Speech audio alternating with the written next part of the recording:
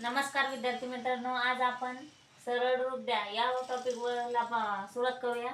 या अगोदर आपण अपूर्णांक हा टॉपिक कव्हर केलेला आहे. त्यानंतर आता हा टॉपिक बघूया, सरळ रूप द्या. सरळ रूप द्यामध्ये सिंप्लिफिकेशन, त्यालाच काय म्हणतात? पदावली. सरळ रूप यालाच काय म्हणतात? पदावली.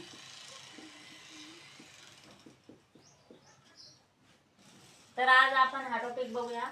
सरळ रूप यावरती एमपीएससी आयोग असो किंवा आयबीपीएस टीसीएस पॅटर्न याच्यावर नेहमी हमखास एक ना एक प्रश्न असतोच. एखाद्या वेळेस 2-3 प्रश्न विचारतात.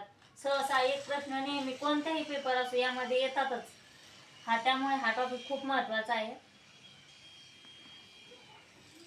तर यामध्ये सरळ रूप द्या यामध्ये गणितीय क्रिया म्हणजेच कशावर असतात? एक गुणाकार, भागाकार, बेरीज आणि वजाबाकी या एवढ्या क्रियावर हे जे सरळ रूप द्या आहेत तर ह्या एक क्रियावर अवलंबून असतं. तर ते कसं यूज करायचं ते आपण बघूया. सरळ रूप द्या मध्ये कंस असतात. तर मग अगोदर क्रमवारनुसार आपल्याला सोडावं लागतं. सरळ रूप द्यामध्ये जे कोणताही गणित असो त्याला क्रम असतो. त्या क्रमानुसार जर सोडलं तरच योग्य उत्तर येतं, नाहीतर चुकून जातं. तर आपण बघूया कसं सोडायचं, क्रम काय आहे त्याचा. तर यामध्ये कंस असतात, त्यामुळे सरळ रूप द्या यामध्ये कंस अगोदर सोडावा लागतो. तर कंसामध्ये देखील 4 प्रकार आहेत. तर कोणता? सुरुवातीला रेघी कंस असतो. रेघी कंस. तर कोणता?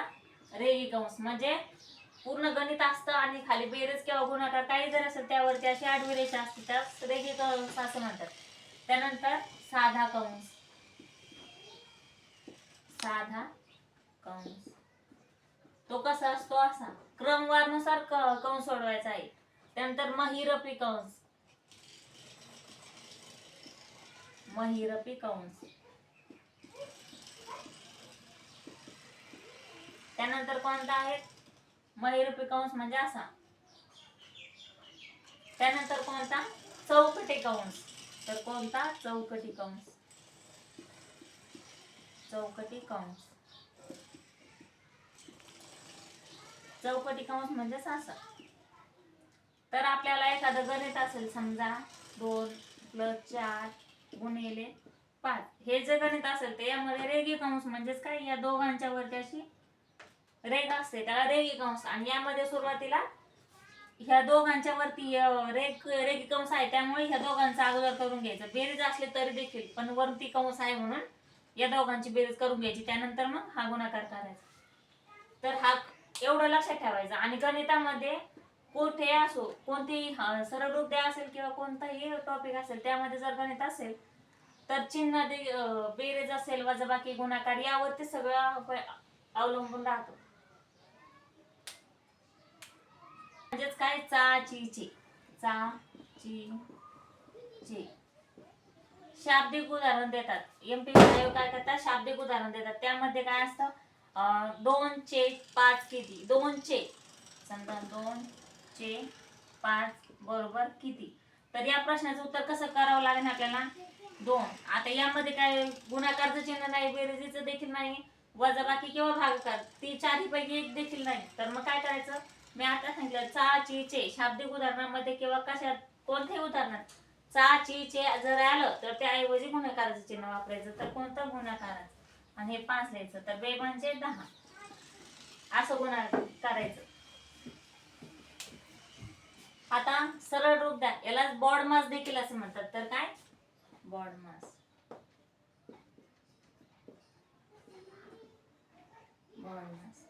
तर लक्षात आलं ना? सरळ रूप द्या हा टॉपिक खूप महत्वाचा आहे. यावरती नेहमी हमखास एक ना एक प्रश्न असतोच, त्यामुळे हा टॉपिक खूप टिप मध्ये करायचा. तर यामध्ये कसं असतं? कोणताही गणित असलं त्या अगोदर सुरुवातीला कंस सोडून घ्यायचा. कंसामध्ये देखील जर 2-3 कंस जर असेल तर त्यापैकी सुरुवातीला रेघी कंस असतील तर रेघी कंस सोडवायचा. त्यानंतर साधा कंस असेल तर साधा कंस सोडवायचा. त्यानंतर महिरपी कंस म्हणजेच असं जर असलं तर असं सोडून घ्यायचं. त्यानंतर चौकटी कंस सोडायचा.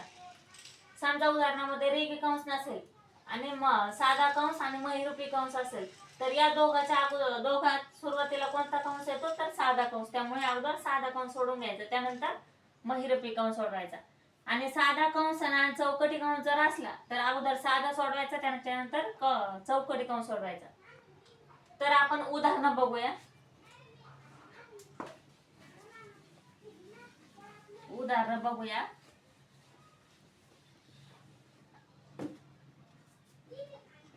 पहिलं उदाहरण 6 + 5 गुणिले 10. आता या गणिताचं विश्लेषण कसं करायचं.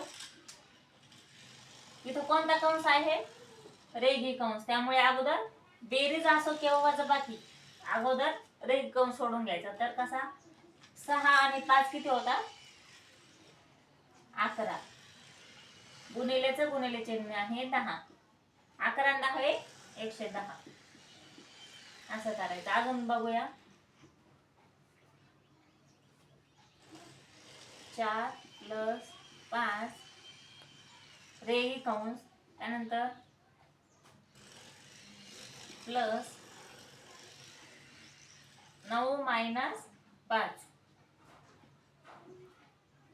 आता हे गणित आहेत, यामध्ये कोणते दोन कंस आहेत, कोणता, रेघी कंस आणि साधा कंस. तर आपल्याला कोणता सोडायचा अगोदर, रेघी कंस. तर मग कसा सोडायचा, 4 आणि 5 9 होतात, त्यानंतर प्लसचं चिन्ह प्लसच राहील, प्लस मायनस काय होतात, मायनस होतात. पण या दोघांचं काय, दोघांच्या मध्ये काय आहे, 9 मधून 5 गेल्यावर 4, परंतु मायनस गुणिले प्लस मायनस काय होतात, मायनस. मग या दोघांचं काय करायचं, 9 मधून 4 गेल्यावर किती उरतात, 5. मोठ्या संख्येचं चिन्ह कोणतं आहे, प्लस आहे, त्यामुळे प्लसचं चिन्ह. तर प्लसचं चिन्ह दाखवायची गरज नसते. ह्या देखील क्रिया लक्षात ठेवायच्या. या क्रिया सांगते मी, एकदा त्या लिहून ठेवायच्या आणि लक्षात ठेवायच्या. तर लक्ष द्या. प्लस गुणिले मायनस म्हणजे प्लस असेल आणि त्यामध्ये कंस असेल किंवा वेगळी कोणतीही संख्या असेल तर प्लस आणि गुणिले मायनस, म्हणजे प्लस आणि मायनस जर असेल तर करायचं काय, मायनस करायचं. त्याच्यानंतर मायनस गुणिले प्लस असेल तर काय करायचं, मायनस करायचं. तर त्यानंतर मायनस गुणिले मायनस जर असेल तर बेरीज करायची. त्याच्यानंतर प्लस गुणिले प्लस असेल तर बेरीजच करायची. कोणतीही गणित सोडवायच्या अगोदर या क्रिया लक्षात ठेवणं खूप महत्वाचं आहे. त्यामुळे ह्या क्रियावरच पूर्ण गणित अवलंबून राहते. अजून काही गणित बघूया.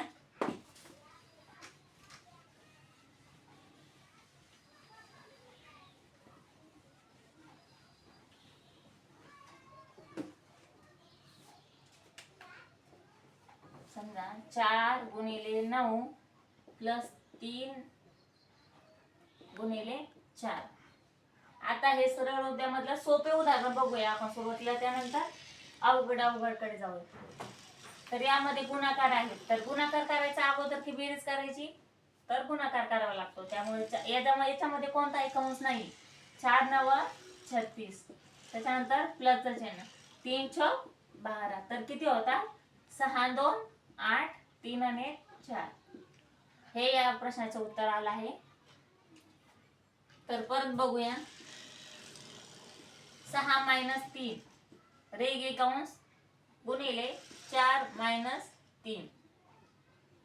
तर काय करायचं, गुणाकार आहे परंतु अगोदर रेघी कंस आहे, त्यामुळे गुणाकार काही जरी असले तर कंस असेल तर अगोदर कंस सोडून घ्यावा लागतो. 6 मधून 3 गेल्यावर 3 उरतात. मोठ्या संख्येसमोर कोणतं चिन्ह आहे, प्लसचं आहे, त्यामुळे प्लसचं चिन्ह दाखवायची गरज नसते. आणि गुणाकाराचं चिन्ह गुणाकाराचं. 4 मधून 3 गेल्यावर खाली उरला 1. 3 गुणिले 1 तर काय होतं, 3. याप्रमाणे असे काही प्रश्न आहेत. तर अजून काय बघूया.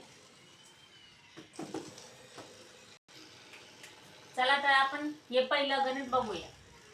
तर पहिलं कोणतं आहे, 4/5 भागिले 2/10 त्यानंतर गुणिले 5/2 बरोबर किती. तर हा प्रश्न सोडूया. तर कसा सोडवायचा, यामध्ये 4/5 4/5 जशाच्या तसे लिहायचं. त्यानंतर भागाकाराचं, आता अपूर्णांकासारखंच आहे, अपूर्णांकामध्ये देखील असं असतं. त्यामुळे अपूर्णांकामध्ये आपण काय करत असतो, भागिलेच्या ऐवजी गुणाकार करतो. आणि हे जे गुणाकार किंवा भागाकाराच्या चिन्हाच्या समोर जो अपूर्णांक असतो तो गुणाकार व्यस्त प्रमाणात करत असतो. तर कसं करायचं, 10/2 करायचं. त्यानंतर हे गुणाकार चिन्ह, गुणाकार जसं तसं, त्यानंतर 5/2. तर यामध्ये कसं करायचं, भाग जात असेल तर देऊन टाकायचा लगेच. कसा जातो, 5×1 5, 5×2 10. त्यानंतर कसा जाईल, 1/2 बेकट झालं. त्यानंतर कसं उरेल, 4/5/2. तर कसं करायचं, याच्यामध्ये भाग जातो, काटाकाटी करून घ्यायची. 2×1 2×2 4. आता या दोघांचा गुणाकार केला तर काय होतं, गुणाकारामध्ये कसं करत असतो आपण, अंशाचा गुणाकार आणि छेदाछेदांचा गुणाकार. तर 1×1 एकच होईल. तर 1ची काही व्हॅल्यू असं लिहिण्याची आवश्यकता नसते. तर 2×5 2×5 10. तर कसं होतं ते 2×5 2×5 10.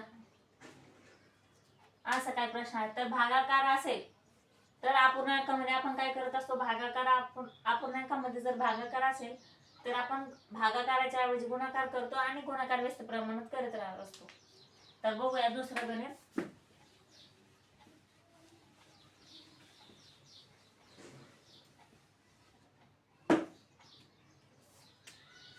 दुसरं गणित कोणतं आहे, 3 + 2/3 भागिले 4 + 3/2 बरोबर किती.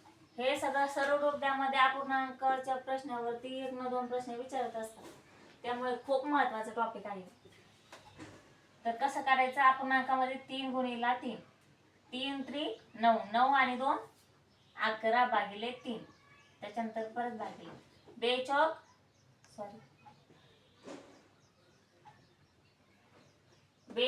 8 8 आणि 3 11.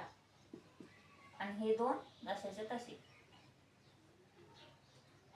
तर हे व्यस्त प्रमाणात करायचं. व्यस्त प्रमाणात म्हणजेच कसं करायचं, 11/3.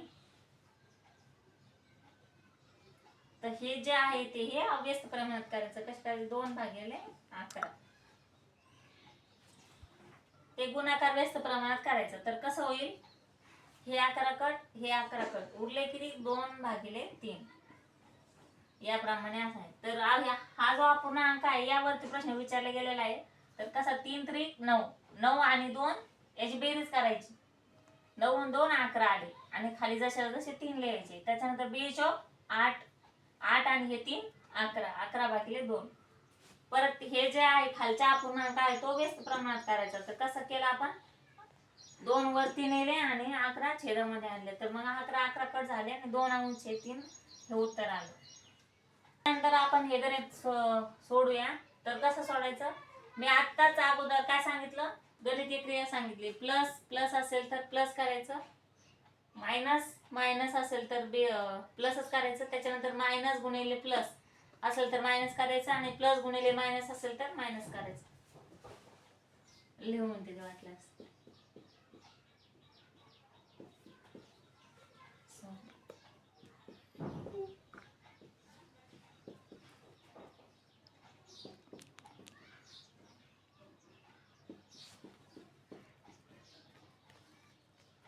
हे लक्ष, याच्यावरतीच पूर्ण गणित अवलंबून राहत असतं. त्याच्यामुळे हे लक्षात ठेवायचं क्रिया. तर कसा सोडायचा, -2 गुणिले -2 गुणिले -2. मायनस काय करायचं, आपल्याला बेरीज करायची. तर काय करायची कशी, म्हणजे 2×2 4 गुणाकार करायचा अगोदर. 2×2 4 लिहायचे. त्याच्यानंतर मायनस गुणिले मायनस प्लस होतात, म्हणून चिन्ह लिहायची आवश्यकता नाही. त्याच्यानंतर प्लसचं चिन्ह जसं तसं. त्यानंतर 3×3 9 होतात. तर मायनस गुणिले मायनस प्लस होतात. तर प्लसचं चिन्ह द्यायची आवश्यकता नसते. त्याच्यानंतर -2 आणि +2 काय होतात, यांच्यात वजाबाकी करायची. मग 2 आणि 2 गेल्यावर किती उरतात, 0. त्याच्यानंतर प्लसचे चिन्ह जसं तसं, +3 आणि +3 प्लस 6 होता. तर करायचं कसं, 9 आणि 4 13 होतात, त्याच्यानंतर 6. तर प्रश्नाचं उत्तर. त्याच्यानंतर आपण दुसरा प्रश्न बघू.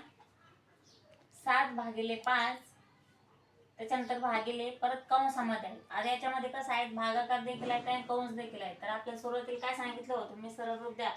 यामध्ये सुरुवातीला सांगितलं आपण कंचे भागुटे करायचं, म्हणजे अगोदर कंस सोडवायचा, त्याच्यानंतर मग कंसाच्या आतलं म्हणजे कंसाच्या आतमध्ये जे काही क्रिया आहे त्या करून घ्यायच्या. त्यानंतर बाहेरचं गुणाकार भागाकार बेरीज वजाबाकी करून घ्यायचं. ते कसं सोडवायचं, चला तर बघूया कसं करायचं. इथं कंस देखील आहे, त्याच्यामुळे अगोदर कंसातल्या क्रिया करून घ्यायच्या, त्याच्यानंतर भागाकार असेल तर अपूर्णांकामध्ये असेल तर व्यस्त प्रमाणात करायचं, ते पुढे बघूया. चला तर बघूया. 7 भागिले 3 परत भागाकार जशाच तसा.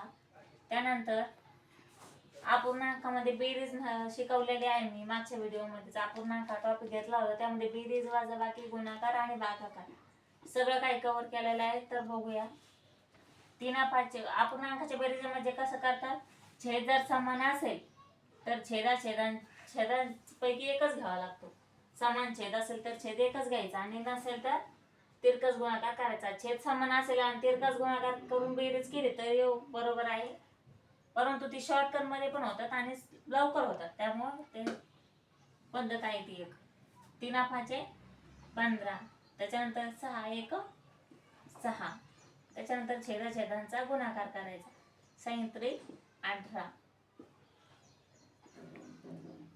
तर कसा करायचा आता, 7 भागिले 3 परत भागिले 15 आणि 6 किती होतात, 21 छेद 18. आता अपूर्णांकाचा भागाकार आपण शिकलो आहोत. तर कसा करायचा अपूर्णांकाचा भागाकार, गुणाकार व्यस्त प्रमाणात करायचा, त्याच्यामुळे गुणिले 18/21. यामध्ये काटाकाटी होती का, तर होती. कशी होती, 3 1 3 3 सक 18, त्याच्यानंतर 7 1 7 आणि 7 3 21. उरले किती खाली आता, 6/3. तर 6ने 3ने 6ला भाग जातो, 3 1 3 3 2 6. तर उत्तर किती आलं, 2 नंबर.